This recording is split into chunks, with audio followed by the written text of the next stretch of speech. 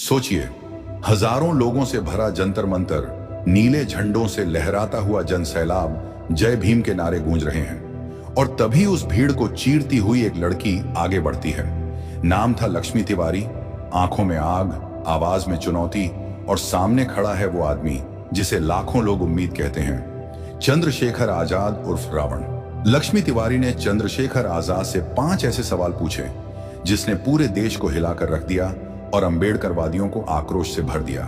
इस घटना की गहराई में उतरने से पहले मैं आपसे कहना चाहूंगा कि आप लोग इस वीडियो को अंत तक जरूर देखें, क्योंकि आधी अधूरी जानकारी खतरनाक साबित हो सकती है। तो चलिए वीडियो को हर बार की तरह एकदम शुरू से ही शुरू करते हैं। लक्ष्मी तिवारी ने चंद्रशेखर आजाद से पहला सवाल पूछा कि आजाद, आप खुद को जनता का रहनुमा और क्रांतिकारी कहते हैं, लेकिन क्या आपके भीतर का सत्य यह स्वीकार करने को तैयार है कि आपकी यह राजनीति वास्तव में समाज को जोड़ने के बजाय उसे और गहरे खंडों में बांटने का काम कर रही है? क्या एक न्यायपूर्ण समाज की स्थापना सिर्फ जाति के संकीर्ण और संकुचित दायरों में सिमटकर की जा सकती है, या फिर आप केवल उन मासूम और शोषित लोगों की भावनाओं के साथ खिलवाड़ कर रहे हैं, उन्हें भड़काकर अपनी राजनीतिक रोटियां सेक रहे हैं और इस देश की अखंडता को चुनौती दे रहे हैं? जंतर मंतर की उस ऐतिहासिक धरती पर, जहां हवाओं में भी एक अजीब सी तपिश थी, लक्ष्मी तिवारी की यह ललकार किसी बिजली की कड़क की तरह गूंजी। वह भीड़ के उस सागर को चीरती हुई मंच के ठीक सामने आ खड़ी हुई थी। उसकी देह भाषा में ब्राह्मण समाज का वह आत्मविश्वास और आंखों में एक ऐसी तीक्ष्ण चुनौती थी जो सीधे चंद्रशेखर आजाद के नेतृत्व पर सवालिया निशान लगा रही थी। उसने अपनी बात को और विस्तार देते हुए कहा कि जब आप केवल एक विशेष वर्ग, एक विशेष वर्ण की पीड़ा का रोना रोते हैं, तो क्या आप अनजाने में ही सही शेष समाज के प्रति नफरत और द्वेष का बीज नहीं बो रहे? क्या यह न्याय की परिभाषा है कि एक पक्ष को जगाने के बहाने दूसरे पक्ष को जन्मजात अपराधी के रूप में चित्रित कर दिया जाए? क्या आपका यह आंदोलन लोकतंत्र को मजबूत कर रहा है, या फिर उसे जातिगत संघर्ष की आग में झोंककर राख कर देने की साजिश है? उस विशाल जनसभा में, जहां कुछ पल पहले तक गगनभेदी नारे लग रहे थे, अचानक एक ऐसा सन्नाटा छा गया कि गिरती हुई सुई की आवाज भी सुनाई दे जाए। हजारों निगाहें उस लड़की की ओर मुड़ गईं, जो अकेले दम पर उस जनसैलाब के नायक को चुनौती दे रही थी। चंद्रशेखर आजाद ने अपनी नीली पगड़ी के छोर को हाथ से सहलाया। उनके चेहरे पर एक गंभीर मुस्कान उभरी, जिसमें न तो क्रोध था और न ही कोई विचलित करने वाला भाव। उन्होंने अपने पीछे खड़े कार्यकर्ताओं को शांत रहने का इशारा किया और माइक को हाथ में लेते हुए लक्ष्मी की आंखों में सीधे झांकते हुए बोलना शुरू किया। उनके शब्दों में एक ऐसी गहराई और ठहराव था जो केवल उन लोगों में होता है जिन्होंने जमीन की धूल और जेल की सलाखों को अपना घर बनाया हो। उन्होंने कहा कि लक्ष्मी, सवाल अच्छे करो तो मजा आए, क्योंकि पकाना मेरा काम नहीं है और जगाना मेरा फर्ज है। तुमने जो पूछा है कि क्या मैं जनता को भड़का रहा हूं, तो यह शब्द तुम्हारी दृष्टि का भ्रम है। जिसे तुम भड़काना कह रही हो, वह वास्तव में सदियों की उस गहरी और काली नींद से जागना है जिसमें इस देश के एक बहुत बड़े हिस्से को धकेल दिया गया था। आजाद की आवाज अब जंतर मंतर के हर कोने में किसी गर्जना की तरह फैल रही थी। उन्होंने अपनी बात को विस्तार देते हुए कहा कि जिस समाज को हजारों सालों से यह रटाया गया कि उसकी नियति केवल दूसरों की सेवा करना, अपमान का घूंट पीना और सिर झुकाकर चलना है, जब वह समाज आज अपनी रीढ़ सीधी करके खड़ा होता है और आंख में आंख डालकर अपना हक मांगता है, तो स्थापित व्यवस्था को, सत्ता के गलियारों को और तुम्हारे जैसे विशेषाधिकार प्राप्त लोगों को यह भड़काना लगने लगता है। यह भड़काना नहीं है लक्ष्मी, यह उस चेतना का उदय है जो मर चुकी थी। तुम पूछती हो कि क्या मैं समाज को बांट रहा हूं, तो मुझे यह बताओ कि क्या यह समाज पहले से बटा हुआ नहीं था? क्या इस देश की बस्तियां जाति के आधार पर नहीं बसी? क्या इस देश के मंदिर, कुएं और श्मशान घाट पहले से ही ऊंच नीच के फासलों में नहीं बंटे थे? मैंने जाति नहीं बनाई, मैंने तो केवल उस अदृश्य दीवार को सबके सामने लाकर खड़ा कर दिया है, जिसे तुम जैसे लोग नजरअंदाज करना चाहते हो, क्योंकि वह दीवार तुम्हारे घर की सुरक्षा करती है लेकिन दूसरों का रास्ता रोकती है।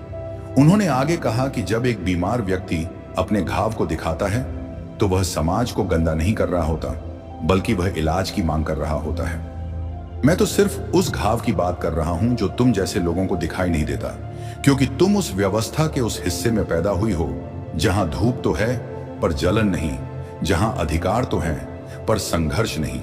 जिस व्यक्ति के पैर में कांटा चुभता है, चीख वही मारता है।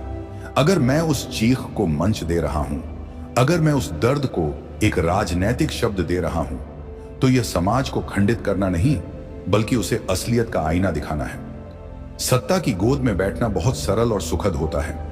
वहां अनुशासन के नाम पर अन्याय को सहना सिखाया जाता है। वहां शांति का अर्थ चुप रहना होता है। लेकिन जब कोई अपने मानवीय हक के लिए सड़क पर उतरता है, तो सबसे पहले उस पर ही उंगली उठाई जाती है और उसे अलगाववादी या बांटने वाला करार दिया जाता है। तुम जिसे संकीर्ण राजनीति कह रही हो, वह दरअसल उन करोड़ों लोगों के लिए आत्मसम्मान की संजीवनी है जिनके पास खोने के लिए अपनी बेड़ियों के अलावा और कुछ नहीं है। लक्ष्मी के चेहरे पर तलखी अभी भी बरकरार थी, लेकिन उसके पास आजाद के इन तर्कों का तत्काल कोई जवाब नहीं था। आजाद ने अपनी बात को और व्यापक आयाम देते हुए कहा कि राष्ट्र की अखंडता का मतलब यह नहीं है कि एक हिस्सा दबकर रहे और दूसरा हिस्सा उस पर पैर रखकर खड़ा रहे। असली अखंडता तब आती है जब धागा हर मोती को बराबर सम्मान के साथ पिरोता है। तुमने कहा कि मैं दूसरे वर्गों के प्रति द्वेष फैला रहा हूं। नहीं, मैं तो सिर्फ यह कह रहा हूं कि अगर तुम्हें अपनी विरासत पर गर्व है, तो तुम्हें दूसरे के हक की चोरी पर शर्म भी होनी चाहिए। जो लोग सत्ता और संसाधनों पर कुंडली मारकर बैठे हैं, जब उन्हें हिस्सा छोड़ने को कहा जाता है तो उन्हें लगता है कि उनके साथ अन्याय हो रहा है। यह तुम्हारी असुरक्षा है जिसे तुम मेरा भड़काना कह रही हो। जिसे जगाने से डर लगे वो सत्ता की गोद में ही अच्छा लगता है, क्योंकि वहां सोचने की जहमत नहीं उठानी पड़ती। वहां पुराने ढर्रे पर चलते रहना ही धर्म मान लिया जाता है। मेरा आंदोलन उन मरी हुई आत्माओं को झकझोरने के लिए है जो अन्याय को अपनी किस्मत मान चुकी थी। आजाद ने मंच के किनारे तक आकर लक्ष्मी की ओर झुकते हुए कहा कि तुम यहां आई, तुमने इतनी हिम्मत दिखाई कि हजारों की भीड़ के सामने मेरे नेतृत्व पर प्रहार किया। यह इस बात का प्रमाण है कि तुम्हें अपनी आवाज पर भरोसा है, लेकिन यह भरोसा तुम्हें तुम्हारी शिक्षा और तुम्हारी सामाजिक स्थिति ने दिया है। मैं उन लोगों के लिए लड़ रहा हूं जिनके पास न तो ऐसी शिक्षा है और न ही ऐसी आवाज। उन्हें चिल्लाना पड़ता है ताकि कोई उनकी बात सुन सके। तुम इसे शोर समझती हो, मैं इसे लोकतंत्र की धड़कन समझता हूं। जिस दिन इस देश के सबसे निचले पायदान पर खड़े व्यक्ति को यह एहसास हो जाएगा कि वह इस देश का उतना ही बड़ा हिस्सेदार है जितना कि कोई राजा या कोई बड़ा नेता, उस दिन मेरा भड़काना बंद हो जाएगा। तब तक यह आग इसी तरह जलेगी, क्योंकि इस आग का मकसद जलाना नहीं, बल्कि उस कचरे को साफ करना है जिसने इंसानियत को ढंक रखा है। तुम जिसे शांति कहती हो, वह कब्रिस्तान की खामोशी है, और मैं जिस शोर का प्रतिनिधित्व करता हूं, वह जीवन की हलचल है। अब तुम तय करो कि तुम्हें खामोश कब्रिस्तान चाहिए या बोलता हुआ जीता जागता समाज। लक्ष्मी तिवारी ने चंद्रशेखर आजाद से दूसरा सवाल पूछा कि आजाद, आप दलितों के मसीहा बनने का दावा तो बड़े जोर शोर से करते हैं, लेकिन क्या आपने कभी यह सोचा है कि इस देश की बाकी जातियों ने आपका क्या बिगाड़ दिया है? क्या इस देश का हर वह व्यक्ति जो दलित नहीं है, वह आपका जन्मजात शत्रु है? विशेषकर हम ब्राह्मणों ने ऐसा क्या किया कि आपकी हर सभा, आपके हर नारे और आपके हर भाषण में हमारे प्रति एक अदृश्य नफरत और तिरस्कार झलकता है? क्या आप हमें इस राष्ट्र की मुख्य धारा से अलग कर देना चाहते हैं, या फिर आप यह मान चुके हैं कि ब्राह्मण होना ही अपने आप में एक अपराध है? लक्ष्मी की आवाज में इस बार केवल सवाल नहीं, बल्कि एक गहरी आहत भावना और अपने अस्तित्व की रक्षा का संघर्ष भी था। उसने सीधे आजाद की आंखों में देखते हुए अपनी बात को और विस्तार दिया और कहा कि इतिहास के पन्नों को आप अपनी सुविधा के अनुसार पलट रहे हैं, लेकिन क्या आप यह भूल गए कि इसी समाज ने इस देश को ज्ञान, संस्कृति और संस्कार दिए हैं? क्या आपकी राजनीति केवल ब्राह्मण विरोध पर टिकी है? जंतर मंत्र की उस भीड़ में लक्ष्मी की यह बात सुनकर एक बार फिर सुगबुगाहट शुरू हो गई। भीड़ में मौजूद कुछ लोगों ने विरोध स्वरूप नारे लगाने की कोशिश की, लेकिन आजाद ने हाथ उठाकर सबको फिर से मौन कर दिया। आजाद के चेहरे पर इस बार एक अजीब सी गंभीरता थी, जैसे वह किसी बहुत पुराने घाव की व्याख्या करने जा रहे हों। उन्होंने मंच पर रखे पानी के गिलास से एक घूंट पिया और फिर माइक के पास आकर बहुत ही संयमित और भारी आवाज में बोलना शुरू किया। उन्होंने कहा कि लक्ष्मी, तुम्हारी बातों में जो पीड़ा है वह उस वर्ग की पीड़ा है जिसे लगता है कि उसकी विरासत छीनी जा रही है। लेकिन मेरा जवाब बहुत साफ है। दुश्मन वह नहीं होता जो किसी खास जाति में पैदा हुआ हो, बल्कि दुश्मन वह होता है जो इंसाफ के रास्ते में दीवार बनकर खड़ा हो जाए। तुम ब्राह्मण हो, यह तुम्हारा जन्म है, इसमें तुम्हारी कोई पसंद या चुनाव नहीं था। लेकिन ब्राह्मण होने के बाद तुम किस विचारधारा के साथ खड़ी होती हो, यह तुम्हारा चुनाव है। आजाद ने अपनी बात को और गहरा करते हुए कहा कि मैंने कभी नहीं कहा कि ब्राह्मण मेरा दुश्मन है। इतिहास गवाह है कि जब जब इस देश में बदलाव की लहर चली, तब तब कुछ ऐसे लोग भी आगे आए जिन्होंने अपने विशेषाधिकारों को लात मारकर सच का साथ दिया। लेकिन समस्या तब शुरू होती है जब कोई अपनी जाति को अपनी पहचान बना लेता है और उस पहचान के अहंकार में दूसरों को इंसान समझना छोड़ देता है।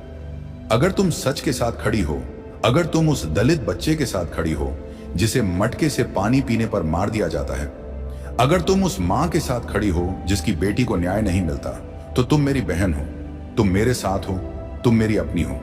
लेकिन अगर तुम उस व्यवस्था के साथ खड़ी हो जो इन अन्यायपूर्ण कृत्यों को मौन सहमति देती है, तो फिर जाति की जरूरत ही नहीं रह जाती।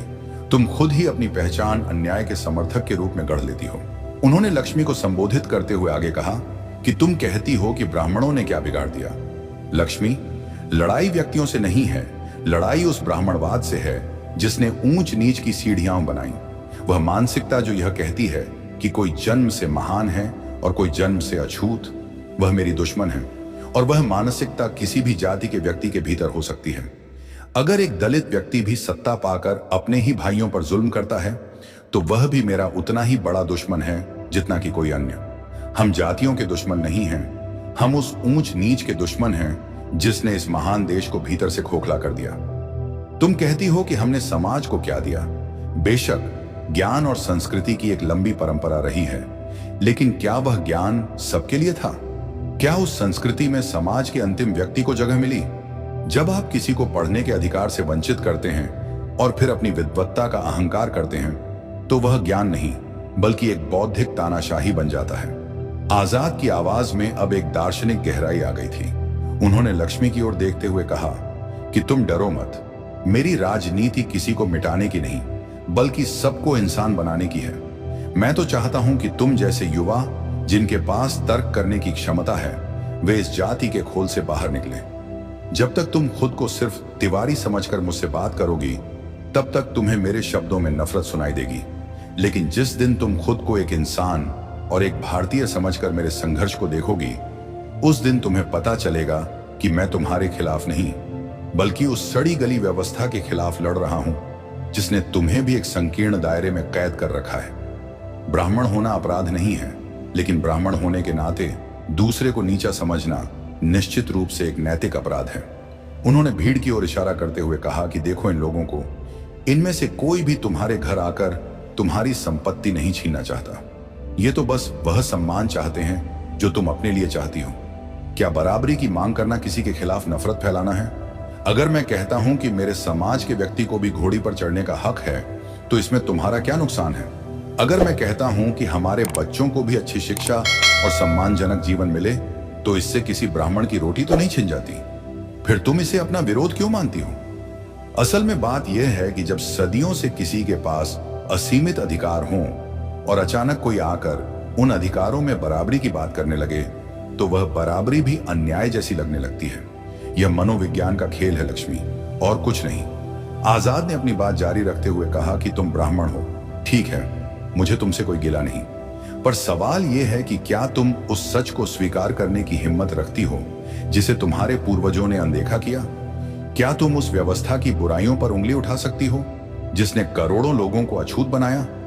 अगर तुम में यह साहस है तो तुम मुझसे ज्यादा क्रांतिकारी हो, और अगर तुम सिर्फ इसलिए यहां लड़ रही हो क्योंकि तुम्हें लगता है कि तुम्हारी जाति का वर्चस्व कम हो रहा है, तो फिर तुम्हारी लड़ाई व्यक्तिगत है, सामाजिक नहीं। दुश्मन वह है जो आज भी हाथ में मैला उठाने वाले के प्रति सहानुभूति नहीं रखता।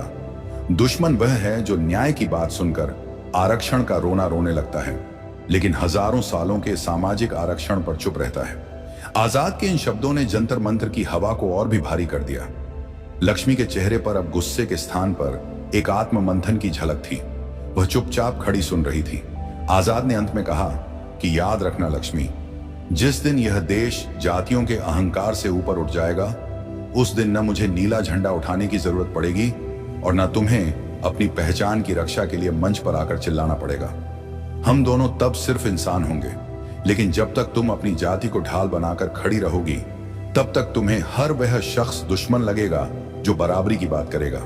हम तोड़ने नहीं, जोड़ने आए हैं, पर हम उस नींव पर नहीं जुड़ेंगे जहां ऊंच नीच का पत्थर लगा हो। हम बराबरी की नई जमीन तैयार कर रहे हैं, और अगर तुम में सच को देखने की दृष्टि है तो इस जमीन पर तुम्हारा भी उतना ही स्वागत है जितना किसी और का। आजाद के इस व्यापक और तर्कपूर्ण उत्तर ने लक्ष्मी के दूसरे सवाल को भी निरुत्तर कर दिया। सभा में सन्नाटा तो था, लेकिन वह सन्नाटा अब समझदारी की ओर बढ़ रहा था। लक्ष्मी की मुठ्ठियां, जो पहले गुस्से में बिंची हुई थीं, अब थोड़ी ढीली पड़ गई थीं, पर उसकी वैचारिक यात्रा अभी और भी कठिन सवालों की ओर बढ़ने वाली थी।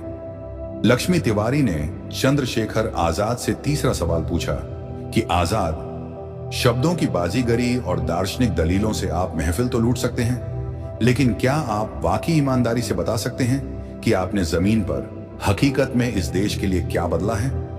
सोशल मीडिया के इस दौर में नीली पगड़ी पहनकर फोटो खिंचवाना, कैमरों के सामने कड़क कर भाषण देना और हजारों की भीड़ जुटा लेना बहुत आसान है, लेकिन क्या आपके इन भाषणों से किसी के घर का चूल्हा जलता है?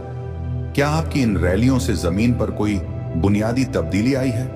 मुझे तो लगता है कि आप बस एक इमेज बना रहे हैं। असल में जमीन पर कुछ नहीं बदला। वही अन्याय है, वही गरीबी है और वही सिसकियां हैं। क्या आपका संघर्ष सिर्फ डिजिटल दीवारों और इन सभाओं के शोर तक सीमित होकर नहीं रह गया है? लक्ष्मी की आवाज में इस बार एक तीखी व्यंग्यात्मक मुस्कान थी, जैसे वह आजाद की सबसे कमजोर नस, उनके कार्यों की वास्तविकता पर प्रहार कर रही हो। उसने आगे कहा कि लोग आपके पीछे इसलिए चलते हैं क्योंकि आप उन्हें बड़े बड़े सपने दिखाते हैं, लेकिन हकीकत में वे आज भी वहीं खड़े हैं जहां आपके आने से पहले थे। आपने ट्विटर और फेसबुक पर तो क्रांति ला दी, पर क्या कभी उन अंधेरी बस्तियों में जाकर देखा है जहां आज भी न्याय एक सपना है? जंतर मंत्र की उस भीड़ में इस सवाल ने एक नई हलचल पैदा कर दी। कुछ लोगों ने अपने फोन नीचे कर लिए और कुछ आजाद के चेहरे की ओर बड़ी उम्मीद से देखने लगे। यह सवाल उस दौर की सबसे बड़ी सच्चाई पर चोट कर रहा था, दिखावा बनाम हकीकत। चंद्रशेखर आजाद ने अपनी मूंछों पर हाथ फेरा और मंच के एक कोने से दूसरे कोने तक टहलते हुए लक्ष्मी की बातों को जैसे अपने भीतर उतरने दिया। फिर वे लक्ष्मी के ठीक सामने आकर खड़े हुए। उनकी आंखों में अब एक ऐसी चमक थी जो केवल उन लोगों में होती है जिन्होंने रातों की नींद और शरीर का चयन जमीनी संघर्ष में झोंक दिया हो। उन्होंने बहुत ही संयमित होकर कहा कि लक्ष्मी, परिवर्तन तुम जैसे लोग नहीं देखते क्योंकि तुम कभी जमीन पर आती ही नहीं। बदलाव वहां होता है जहां पैर चलते हैं, न कि वहां जहां एयर कंडीशनर वाले कमरों में बैठकर ट्वीट के ड्राफ्ट तैयार किए जाते हैं। तुमने पूछा कि क्या बदला है, तो सुनो। सबसे बड़ा बदलाव यह आया है कि जिस आदमी को अपनी परछाई तक से डर लगता था, आज वह प्रशासन की आंखों में आंखें डालकर अपना हक मांग रहा है। क्या यह बदलाव तुम्हें छोटा लगता है? आजाद की आवाज अब धीरे धीरे बुलंद होने लगी थी। उन्होंने आगे विस्तार से समझाते हुए कहा कि तुम जिसे सोशल मीडिया कह रही हो, वह हमारे लिए सिर्फ एक प्रचार का साधन नहीं, बल्कि उस मीडिया ट्रायल के खिलाफ हमारा अपना हथियार है जिसने हमेशा दबे कुचलों की आवाज को दबाया है। लेकिन मेरी राजनीति की जड़ें फेसबुक के सर्वर में नहीं, बल्कि उत्तर प्रदेश की उन गलियों में हैं जहां रात के 2 बजे भी जब किसी गरीब की झोपड़ी पर संकट आता है तो पुलिस से पहले मेरा कार्यकर्ता वहां खड़ा होता है। तुमने पूछा कि हकीकत में क्या बदला, तो जाओ और उन थानों से पूछो जहां पहले दलितों की रिपोर्ट तक नहीं लिखी जाती थी। आज जब हम वहां पहुंचते हैं तो कानून को भी अपनी मर्यादा याद आती है। बदलाव यह है कि अब अन्याय करने वाला हाथ उठाने से पहले 10 बार सोचता है कि अगर उसने गलत किया तो नीली पगड़ी वाला कोई नौजवान सड़क जाम कर देगा। यह डर ही बदलाव की पहली सीढ़ी है लक्ष्मी। उन्होंने लक्ष्मी की ओर देखते हुए कहा कि तुम कहती हो कि चूल्हा नहीं जलता। मेरी राजनीति किसी को मुफ्त का राशन बांटकर उसे और लाचार बनाने की नहीं है, बल्कि उसे इतना काबिल बनाने की है कि वह खुद अपना हक छीन सके। हमने लोगों के भीतर के डर को खत्म किया है। जिस समाज ने सदियों से सिर झुकाकर चलना सीखा था, आज वह हाथ में संविधान लेकर अपने अधिकारों की वकालत कर रहा है। क्या तुम्हें लगता है कि सड़कों पर हजारों की भीड़ ऐसे ही आ जाती है? ये वह लोग हैं जिन्हें व्यवस्था ने ठुकरा दिया था, जिन्हें अस्पतालों में बेड नहीं मिले, जिन्हें स्कूलों से निकाल दिया गया और जिनके अपनों की हत्या हुई और किसी ने आंसू तक नहीं पहुंचे। जब मैं उनके बीच जाता हूं, जब मैं उनके साथ जेल की रोटियां तोड़ता हूं, तब जाकर यह भरोसा पैदा होता है। तुमने महलों में बैठकर संघर्ष की परिभाषा पढ़ी होगी, मैंने उसे जिया है। मेरी राजनीति संपत्ति बनाने की नहीं, बल्कि शक्ति को विकेंद्रित करने की है। आजाद ने अपनी बात को और व्यापक करते हुए कहा कि जमीन पर क्या बदला है, यह तुम्हें उन गांवों में जाकर देखना चाहिए जहां आज भीम पाठशालाएं चल रही हैं, जहां गरीब का बच्चा अब बाबू और साहब बनने का सपना देख रहा है, न कि किसी के खेत में मजदूरी करने का। हमने शिक्षा को अपना हथियार बनाया है। हमने उन लोगों को संगठित किया है जो बिखरे हुए थे और इसीलिए कमजोर थे। तुम जिसे भाषण कहती हो, वह मेरे समाज के लिए ऊर्जा है। यह भाषण ही है जिसने हाथरस की उस बेटी के लिए पूरे देश को सड़क पर ला खड़ा किया था।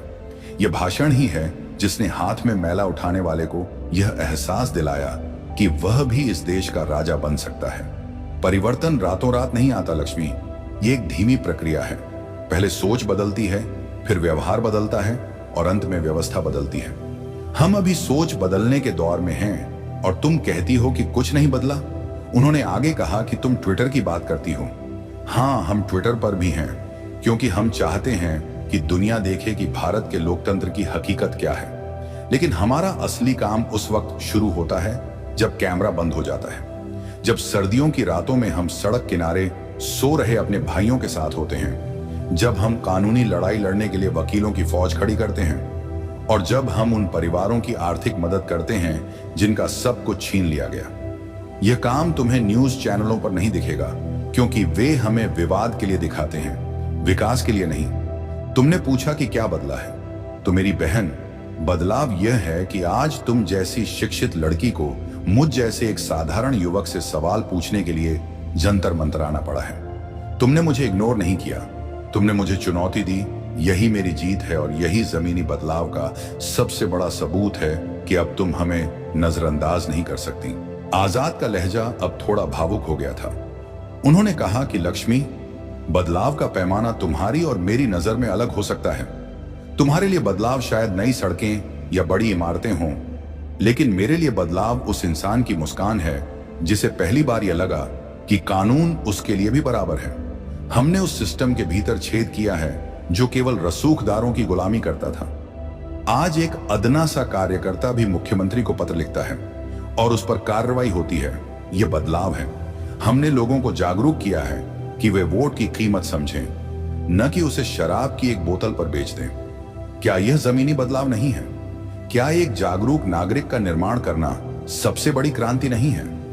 आजाद ने अंत में लक्ष्मी की आंखों में देखते हुए कहा कि तुम जमीन की बात करती हो, मैं उस जमीन की धूल से बना हूं। मेरी देह पर पुलिस की लाठियों के जो निशान हैं, वे मेरे सर्टिफिकेट हैं कि मैंने जमीन पर क्या काम किया है। जेल की वे काल कोठरियां गवाह हैं कि मैंने भाषणों के अलावा और क्या क्या किया है। तुम एक दिन मेरे साथ उन बस्तियों में चलो जहां सूरज की रोशनी भी पहुंचने से कतराती है। वहां तुम्हें लोग बताएंगे कि आजाद ने क्या बदला है। उन्होंने बदला है उनका स्वाभिमान, उन्होंने बदला है उनका जीने का नजरिया। और जिस दिन स्वाभिमान जाग जाता है, उस दिन दुनिया की कोई भी सत्ता उस इंसान को दोबारा गुलाम नहीं बना सकती। तुम जिसे सोशल मीडिया की हवा समझ रही हो, वह वास्तव में उस तूफान की आहट है जो पुरानी और सड़ी गली व्यवस्था को उखाड़ फेंकने के लिए जमीन से उठा है। आजाद के इस तर्कपूर्ण और भावनात्मक जवाब ने लक्ष्मी तिवारी को पहली बार निशब्द कर दिया। उसके चेहरे पर अब वह तीखापन नहीं था, बल्कि एक असमंजस था।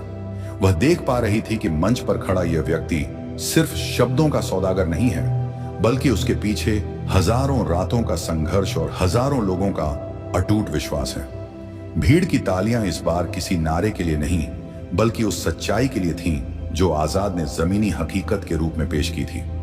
लक्ष्मी ने अपना सिर थोड़ा झुकाया, जैसे वह अगले सवाल के लिए खुद को तैयार कर रही हो, लेकिन उसके भीतर की ब्राह्मणवादी श्रेष्ठता का किला अब दरकने लगा था। लक्ष्मी तिवारी ने चंद्रशेखर आजाद से चौथा सवाल पूछा कि आजाद, आप खुद को इस देश का संविधान रक्षक और देशभक्त कहते हैं, लेकिन आपका हर बयान आपकी हर गतिविधि और आपका हर आह्वान सिर्फ एक ही जाति के इर्द गिर्द क्यों घूमता है? क्या आपको नहीं लगता कि आप जाने अनजाने में एक नया टुकड़े टुकड़े गैंग तैयार कर रहे हैं जो समाज को जातियों के नाम पर इस कदर बांट देगा कि फिर उसे जोड़ना नामुमकिन होगा? आप समानता की बात करते हैं, लेकिन आपके भाषणों में केवल एक वर्ग के लिए प्रेम और बाकी सबके लिए संदेह झलकता है। क्या यह देश को भीतर से कमजोर करने की सोची समझी साजिश नहीं है? क्या आप एक ऐसी समानांतर सत्ता खड़ी करना चाहते हैं जो केवल जातीय पहचान पर आधारित हो? लक्ष्मी की आवाज में इस बार एक तीखी राष्ट्रवादिता थी। वह आजाद को एक ऐसे नेता के रूप में चित्रित कर रही थी जो देश की अखंडता के लिए खतरा बन सकता है। उसने आगे कहा कि जब आप केवल अपनी जाति के लोगों को संगठित करते हैं और उन्हें दूसरों के खिलाफ खड़ा करते हैं, तो क्या आप उस इंडिया को नहीं मार रहे जिसकी कस्में आप मन से खाते हैं? क्या आपकी राजनीति भारत को एक राष्ट्र बनाने की है या उसे जातियों के कब्रिस्तान में तब्दील करने की? जंतर मंतर के उस विशाल मैदान में जैसे एक ठंडी लहर दौड़ गई। टुकड़े टुकड़े गैंग जैसा भारी भरकम और विवादित शब्द इस्तेमाल करके लक्ष्मी ने सीधे आजाद की देशभक्ति और उनके इरादों पर हमला बोला था। भीड़ में तनाव साफ देखा जा सकता था। समर्थकों के चेहरों पर गुस्सा था, लेकिन आजाद एकदम अडिग खड़े थे। उन्होंने लक्ष्मी की बात खत्म होने के बाद एक लंबी सांस ली और बहुत ही शांत लेकिन वज्र जैसी भारी आवाज में कहना शुरू किया। उन्होंने कहा कि लक्ष्मी, टुकड़े टुकड़े शब्द बहुत बड़ा है और आजकल बहुत सस्ता भी हो गया है। जो कोई भी सत्ता से सवाल पूछता है या हक की बात करता है, उसे इसी तमगे से नवाज दिया जाता है। लेकिन आज मैं तुम्हें बताता हूं कि देश को टुकड़े कौन करता है और हम क्या कर रहे हैं। हम वो लोग हैं जो इस देश को बराबरी के धागे से जोड़ने की कोशिश कर रहे हैं ताकि वह टूटने से बच जाए। आजाद ने मंच पर टहलते हुए अपनी बात को विस्तार दिया और कहा कि तुमने कहा कि मैं सिर्फ एक जाति की बात करता हूं, तो सुनो, अगर किसी शरीर की एक उंगली में घाव हो जाए और उसमें जहर फैलने लगे, तो क्या पूरा शरीर यह कहेगा कि मैं सिर्फ उंगली की बात क्यों कर रहा हूं? अगर उस उंगली का इलाज नहीं हुआ तो पूरा शरीर खत्म हो जाएगा। मेरा समाज इस देश के शरीर का वह अंग है जिसे सदियों से काटकर अलग रखा गया, जिसे अछूत कहा गया, जिसे तिरस्कृत किया गया। जब मैं उनके घाव पर मरहम लगाता हूं और उन्हें मुख्य धारा से जोड़ने की बात करता हूं, तो मैं देश को मजबूत कर रहा होता हूं, टुकड़े नहीं। टुकड़े टुकड़े तो वो लोग करते हैं जो इंसाफ की बात होने पर डर जाते हैं, जो संसाधनों पर अपना एकाधिकार बनाए रखना चाहते हैं। उन्हें डर है कि अगर सब बराबर हो गए तो उनकी जो ऊंचाई आज समाज में दिखती है, वह उनकी अपनी काबिलियत या दम नहीं बल्कि केवल विरासत की देन साबित होगी। उन्होंने लक्ष्मी की आंखों में सीधे देखते हुए कहा कि असल में देश को तोड़ने वाले वे हैं जो धर्म के नाम पर नफरत फैलाते हैं, जो जाति के आधार पर हत्याएं करते हैं और जो संविधान की प्रस्तावना को ही बदलने का ख्वाब देखते हैं। मैं तो उस संविधान को सीने से लगाकर चलता हूं जो कहता है, हम भारत के लोग, इस हम में दलित भी है, पिछड़ा भी है, आदिवासी भी है और हाँ लक्ष्मी, इसमें तुम भी हो। लेकिन क्या तुम उस हम में मुझे शामिल करने को तैयार हो? जब हाथरस में बेटी के साथ दरिंदगी होती है तब देश के टुकड़े नहीं होते। जब एक दलित बच्चे को मूंछ रखने पर मार दिया जाता है तब देश की अखंडता खतरे में नहीं पड़ती। तब तुम जैसे लोग खामोश रहते हैं और जब मैं उस जुल्म के खिलाफ आवाज उठाता हूं तो तुम्हें देश के टुकड़े होते नजर आते हैं। यह तुम्हारी सहूलियत का राष्ट्रवाद है लक्ष्मी, और मेरा राष्ट्रवाद वह है जो हर नागरिक को सम्मान के साथ जीने की गारंटी देता है। आजाद की आवाज में अब एक गहरी पीड़ा और तर्क का मेल था। उन्होंने आगे कहा कि तुम जिसे नया गैंग कह रही हो, वह वास्तव में उन लोगों का समूह है जिन्हें इस देश ने कभी अपना नहीं माना। मैं उन्हें एहसास दिला रहा हूं कि यह मुल्क जितना किसी प्रधानमंत्री का है उतना ही उनका भी है। क्या लोगों को उनके अधिकारों के प्रति जागरूक करना देशद्रोह है? क्या उन्हें यह बताना कि वे गुलाम नहीं हैं, टुकड़े टुकड़े करना है? वास्तव में समाज को खंडित उन लोगों ने किया है जिन्होंने जातियों की ऊंची नीची दीवारें खड़ी की। मैं तो उन दीवारों को गिराकर एक समतल मैदान बना रहा हूं जहां हर भारतीय बराबरी से खड़ा हो सके। जिस दिन यह दीवारें गिरेंगी उस दिन देश सही मायनों में एक होगा। अभी तो यह देश सिर्फ नक्शे पर एक है, दिलों में तो तुमने इसे जातियों के खानों में पहले ही बांट रखा है। उन्होंने लक्ष्मी को चुनौती देते हुए कहा कि तुम कहती हो कि मेरी राजनीति केवल दलितों के लिए है, तो बताओ, जब मैं किसानों के लिए बॉर्डर पर बैठता हूं तब क्या मैं जाति देखता हूं? जब मैं बेरोजगार युवाओं की बात करता हूं, तब क्या मैं उनका सरनेम पूछता हूं? लेकिन हां, जब मेरे समाज पर हमला होता है तो मैं सबसे पहले खड़ा होता हूं, क्योंकि उनके लिए खड़े होने वाला कोई और नहीं है। बाकी सबके पीछे बड़ी बड़ी संस्थाएं हैं, मीडिया है, सत्ता है, लेकिन इनके पीछे सिर्फ इनका भाई है। अगर अपने भाइयों के लिए खड़ा होना अपराध है तो मैं यह अपराध बार बार करूंगा। राष्ट्र केवल मिट्टी और सीमाओं से नहीं बनता लक्ष्मी, राष्ट्र उसके भीतर रहने वाले लोगों के आपसी सम्मान और प्रेम से बनता है। अगर एक बड़ा वर्ग अपमानित महसूस करेगा तो वह राष्ट्र कभी अखंड नहीं रह सकता। मैं उस वर्ग के भीतर भारत के प्रति विश्वास जगा रहा हूं, उन्हें राष्ट्र की मुख्य धारा में ला रहा हूं। मैं जोड़ रहा हूं, तोड़ नहीं रहा। आजाद ने अपनी बात को और व्यापक फलक पर ले जाते हुए कहा कि टुकड़े टुकड़े तो वो मानसिकता है जो कहती है कि हम श्रेष्ठ हैं और तुम निम्न। जब तक यह मानसिकता रहेगी तब तक देश बिखरा हुआ ही रहेगा। मैं तो उस बराबरी के मंत्र को फूंक रहा हूं जो डॉक्टर अंबेडकर ने हमें दिया था। उन्होंने कहा था कि बिना सामाजिक लोकतंत्र के राजनीतिक लोकतंत्र अधूरा है। मैं उसी सामाजिक लोकतंत्र की नींव रख रहा हूं। तुम्हें डर लग रहा है क्योंकि तुम्हें लगता है कि तुम्हारे हिस्से का विशेषाधिकार कम हो जाएगा, पर यकीन मानो लक्ष्मी, जिस दिन यह देश जातियों के भेदभाव से मुक्त हो जाएगा, उस दिन हम दुनिया की सबसे बड़ी ताकत होंगे। मेरी लड़ाई उस दिन के लिए है। मैं एक ऐसा भारत चाहता हूं जहां लक्ष्मी, तिवारी और चंद्रशेखर आजाद एक ही बेंच पर बैठकर बिना किसी हीना भावना या श्रेष्ठता बोध के देश के भविष्य पर चर्चा कर सकें। क्या तुम ऐसे भारत के लिए तैयार हो? उन्होंने अंत में कहा कि याद रखना, इतिहास उन्हें याद नहीं रखता जो व्यवस्था के साथ बहते हैं, बल्कि उन्हें याद रखता है जिन्होंने व्यवस्था को बदलने का साहस किया। मैं देश को बांटने वाला नहीं, बल्कि उस टूटे हुए कांच को जोड़ने वाला शिल्पी हूं जिसे तुम लोगों ने सदियों पहले पत्थर मारकर चकनाचूर कर दिया था। तुम मुझे जो चाहे नाम दे दो, पर मेरी देशभक्ति पर सवाल उठाने से पहले उन करोड़ों आंखों में झांक कर देखना जिन्हें मैंने पहली बार सपने देखना सिखाया है। वे आंखें भारत की हैं, वे लोग भारत के हैं, और जब वे जागेंगे तो भारत जागेगा। आजाद के इस प्रखर जवाब ने जंतर मंतर पर मौजूद हर व्यक्ति के रोंगटे खड़े कर दिए। लक्ष्मी तिवारी के पास इस बार कहने को कुछ नहीं बचा था। उसके टुकड़े टुकड़े वाले आरोप को आजाद ने इतनी खूबसूरती से पलट दिया था कि अब वह खुद को ही कटघरे में महसूस कर रही थी। भीड़ की गूंज अब लक्ष्मी के कानों में नफरत की तरह नहीं, बल्कि एक हकीकत की तरह टकरा रही थी।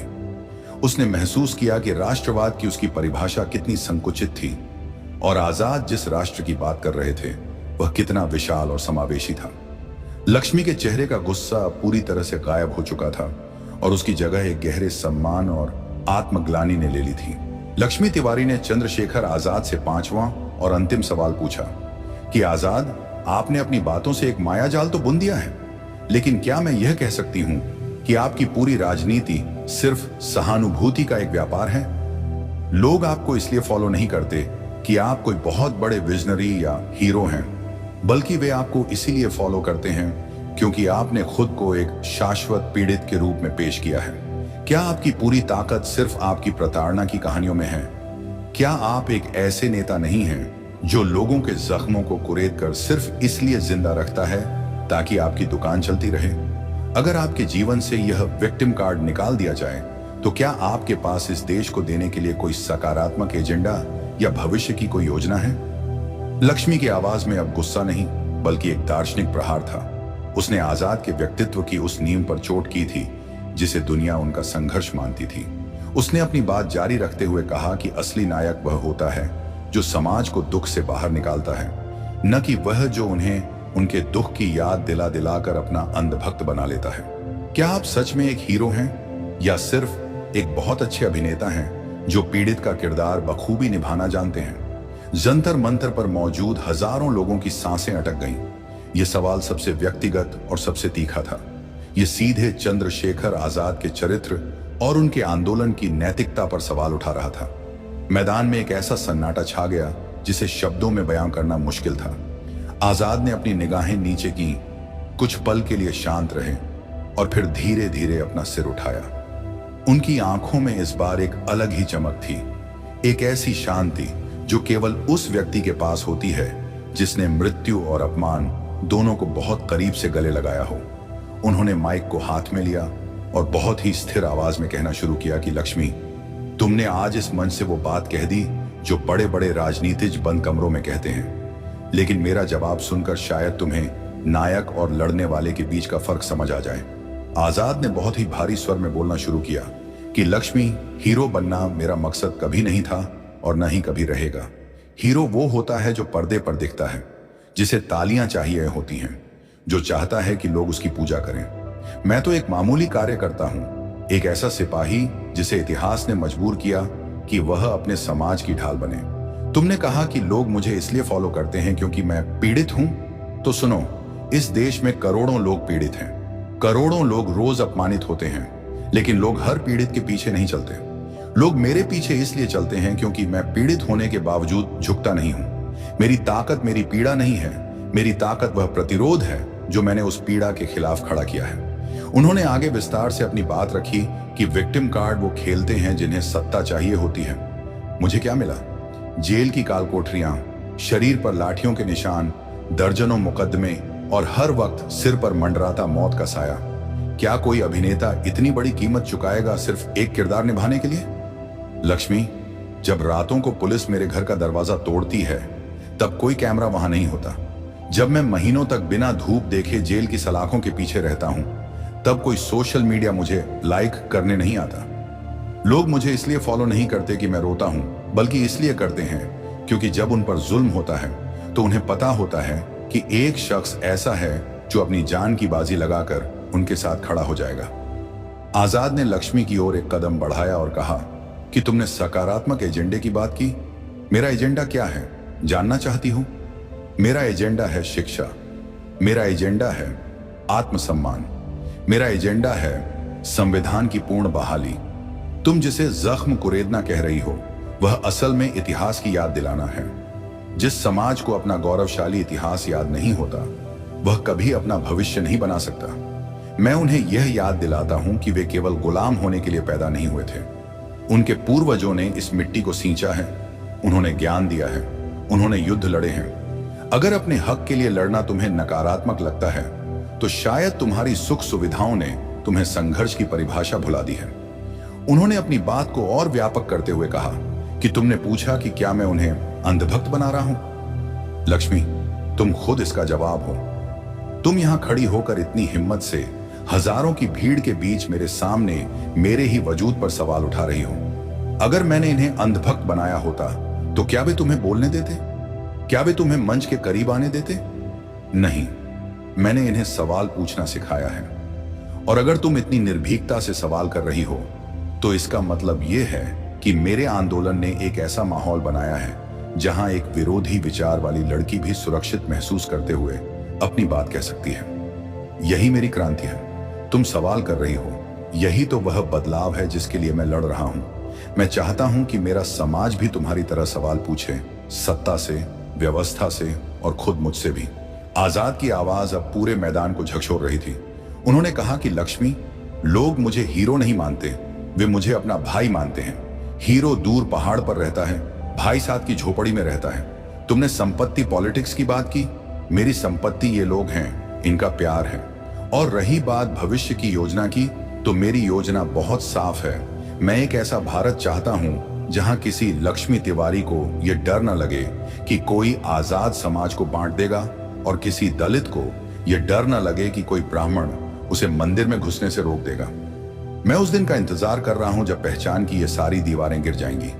लेकिन उस दिन तक पहुंचने के लिए हमें आज की कड़वी सच्चाइयों से गुजरना ही होगा। तुम इसे राजनीति कह सकती हो, मैं इसे इंसान बनाने की प्रक्रिया कहता हूं।